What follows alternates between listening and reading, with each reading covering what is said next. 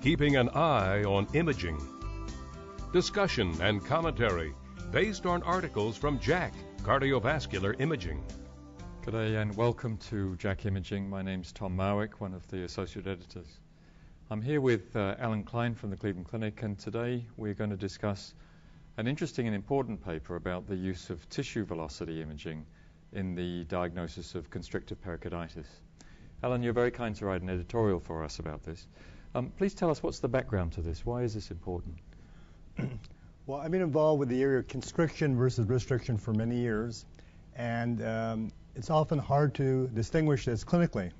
There's a number of modalities, including echo, M-mode, 2D, and Doppler. And around 10 years ago, Mario Garcia from our institution looked at tissue Doppler to separate constriction versus restriction. And he noted that the annular motion in constriction was preserved, while with restriction it was decreased. So that was the first paper that used tissue Doppler to separate the two similar conditions. Then there were some papers from overseas that looked at whether the lateral annulus actually can be involved with the constriction. And they suggested to use the septal annulus instead of the lateral annulus. And they called this annulus reversus. And there was also another concept of annulus paradoxus, where if you look at the mitral E wave over the annular E wave, it's a paradox relationship with the wedge pressure against most other diseases. So the paper of note by Choi and JACC Imaging comes up with a simple index of looking at the ratio of the lateral annulus tissue Doppler to the septal, and also the tricuspid annular velocity to the septal, showing the ratio is decreased compared to something like restrictive cardiomyopathy or controls. So this is a new, simple way to add to the armamentarium of separating constriction versus restriction.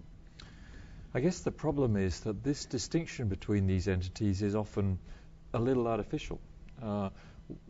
What are the potential issues that you see in using this as a single determinant between the two? In my experience, seeing a lot of patients with pericardial disease, everything doesn't fit one box. In other words, there's a lot of different pathologies that are coming on. Post-surgical is probably the most common cause of constriction.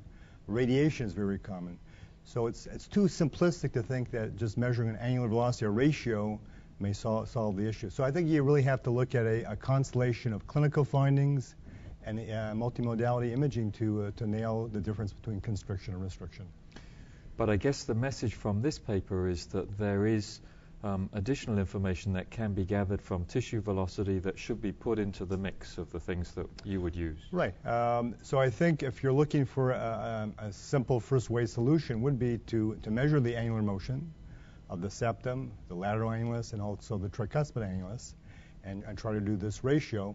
But you have to realize that there are some newer modalities that down the road that may be beyond the annulus, and perhaps strain imaging may be important because it looks at regional strain. For example, if the constriction is involving the mid-RV free wall, the annular motion may still be preserved, but a strain imaging may pick this up, this regional deformation of the constriction, tethering the myocardium and causing decreased deformation. Okay, so I would really commend this paper to you. First authored by Choi from Korea. There's an editorial from Dr. Klein. This paper really emphasizing the use of tissue velocity imaging for making the diagnosis of constrictive pericarditis. Thanks for joining us on JACC Imaging.